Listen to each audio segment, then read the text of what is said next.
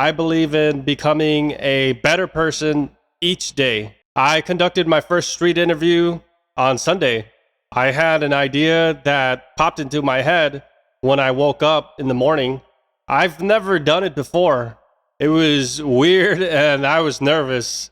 I felt worried because I carried a skinny, tall tripod and I set it up right in front of a grocery store. The location I chose was extremely dense with a lot of people and in a big shopping square. I have conservative values and I do believe in God. And so I was covering the news story of the historic protest that occurred with the LA Dodgers baseball team. So in my time at the shopping center, I saw the perfect opportunity when two LGBT gentlemen were holding hands, one with blonde hair and the other with long shaggy hair and a hairy belly. I asked some tough questions and I was very tolerant and respectful, and I pushed a little bit further during the interview. Here it is. Take a look. I don't know if you've been paying, like, have you guys been watching the news? Like, yeah, so like Catholics came out. The Sisters of Perpetual Indulgence. I have some stuff to say about it. Okay, so what would you like to share?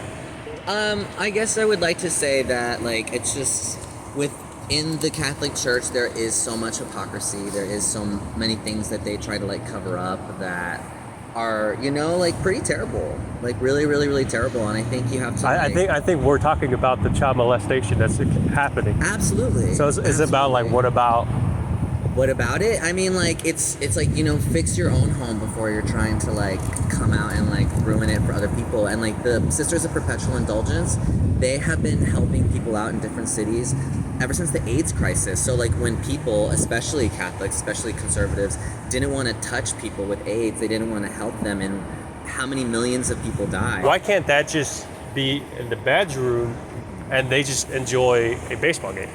Well, it's because it's just one night. How many baseball games are there in a season? It's just one specific night during a specific month to just show that, like, the Dodgers and LA in general want to be inclusive of everyone.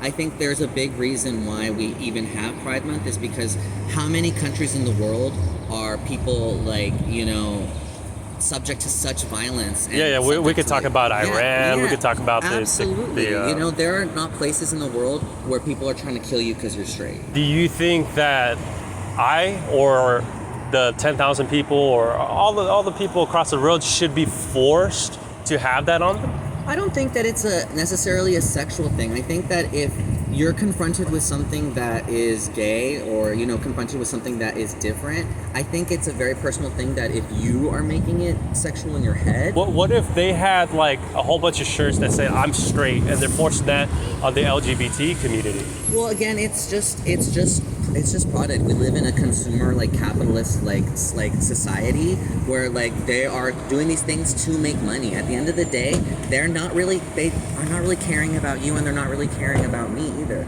They're there to support, like, provide entertainment, provide something that is, like, America's pastime, you know what I mean? And they're there to provide a service that at the end of the day is for everyone. So you basically agree with, like, the positions Dave Roberts is doing with the, like, sort of like all of the LGBT stuff that's being, like, pushed on children, pushed on, like, minors, all that stuff? I think at the end of the day, it's gonna, like, come down to the parents really, like, having tough conversations with their children about the reality of life and about the reality of people and the plight of everybody's human experience. And at the end of the day, it's really going to come towards whether you're teaching your children compassion or you're teaching your children ignorance. So I'll let you go real fast.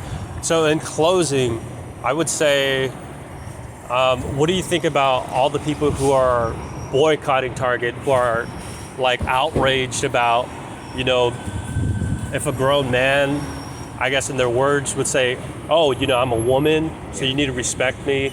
And then, like, they get undressed inside of a teenage, girl's locker room. And then there's all this outrage. Like, what do you think about that overall?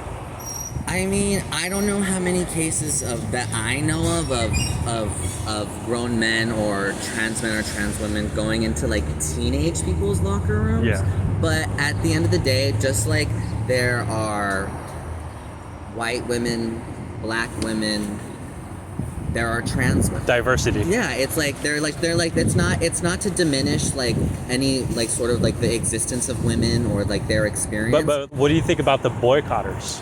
I think that, you know... Do you think they have the right? Do you think they're wrong? I think that they obviously, you know, they have the right to group up together. They have the right to have their opinion.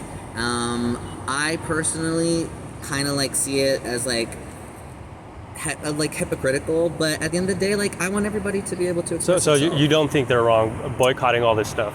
I think they have the right. I think there's personally so many bigger fish to fry, you know, like world hunger. That's a really big way of, like, basically the word I'm really thinking about is open, like a really opening way of thinking about it. Yeah. But hey, I appreciate your time. I appreciate you too. Thank you so much. I hope you guys have a good rest of your day. Bye. Thank you. Take care.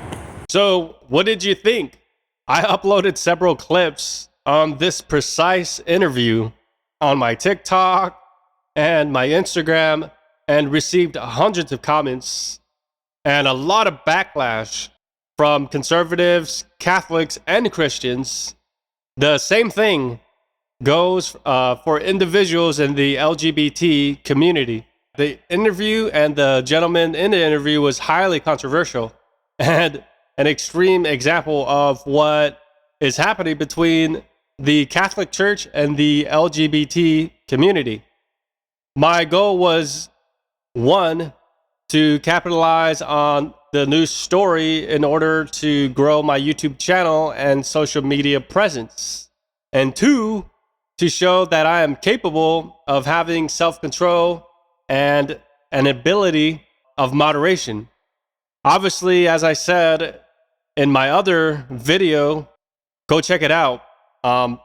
Hispanic gentleman who potentially is a Donald Trump supporter, and in the back of his mind, he knows something is wrong with the Biden family, and he even mentions Joe Biden's son, Hunter Biden. I didn't even mention it. And he's somebody who said he's not into politics. So we can have a forever debate on what is right and what is wrong. But what I believe in strongly is men and women only exist, and they are the perfect piece of the puzzle that God has created. So as men, we need women, and as women, I think they need a man. And we together created this world, and this world is straight. I do not accept homosexuality, and I think the Sisters of Perpetual Indulgence and the LGBT community are wrong. I think the protesters are right, and they have a right to speak out. I also think the gentleman I interviewed was very wrong and confused, and frankly, I felt repulsed editing the video as I had to take deep breaths, literally, and close my eyes. And I even went as far as having the volume turned down to 3%. Okay, so do you live in California? What state or city are you from? Do you like the LGBT community? What are your thoughts about the individual I interviewed? Do you have any questions? If so, feel free to write a comment. Don't feel discouraged to use profanity or other things. I will approve your comment, as I believe in free speech and the Second Amendment. I encourage you to watch my videos on my YouTube channel. I have interviews on President Donald Trump, Ron DeSantis, and Melania Trump. All right, this is Victor Goldstar. Stay sane in an insane world.